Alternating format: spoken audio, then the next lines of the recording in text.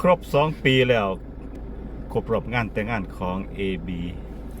กราบสวัสดีมิตรหมอแคนแฟนหมอลำที่ติดตามช่องลูกซักมักมวลช่องแห่งข้อมูลข่าวสารสาระและความบันเทิงบ่ว่าอยู่ในเพจ Facebook YouTube และช่อง TikTok เมื่อนี้วันที่29 เมษายน 2568 กับบรรยากาศอากาศครึมๆเมื่อคืนมีฝนตกพี่น้องแต่กลางเว้นก็สิร้อนจักหน่อยช่วงเมื่อนี้ลุงซักมาประชุมราชการอยู่ที่จังหวัดยโสธรตอนนี้ก็เวลา 12:33 นาทีรอบประชุมช่วงบ่ายๆพอดีไปเปิด Facebook ไปเห็นภาพบรรยากาศของงานแต่งงานของแอนอรดีและบอยศิริชัยครบรอบ2 ปีของมือแต่งงานเพิ่น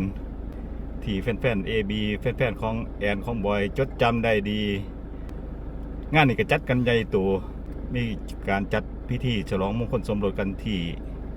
หอประชุมกาญจนาภิเษกมหาวิทยาลัยขอนแก่นมี FC ของแอนของบอยไปเป็นแขกรับเชิญจัดรูปแบบฟิลของคอนเสิร์ตเพราะว่า FC เพิ่นหลายนอกจากมีพิธีการผูกแขนสู่ขวัญฉลองงานสมรสมีแขกรับเชิญผู้หลักผู้ใหญ่มาเป็นสักขีพยานกันหลายถ้าพี่น้องจำได้ดีก่อนเพิ่นสิมาแต่งงานแต่งการกันก็ใส่เวลาโดนเติบอยู่ได้พี่น้องเพิ่นคบหาดูใจกันจำได้ว่าครั้งแรกที่แอนบอยเจอกันนี่เจซีพาไปหลังเวทีของประถมบันเทิงศิลป์จากนั้นก็คบหาสมาคมกันมาเรื่อยๆจนแอนอรดีลงจากสาวน้อยเพชรบันแพงเป็นศิลปินอิสระมาเฮ็ดวงอรดีแบนด์มาเป็นแขกรับเชิญของหมอลำใจเกินร้อย FC กระยุให้2 คนนี้ฮักกันอีหลีเพราะว่าคอนเสิร์ตของ AB ถ้ามีแอนบอยขึ้นไปแสดงนำกันนี่ได้รับการตอบรับจาก FC หลายแฟนหมอลำสนใจ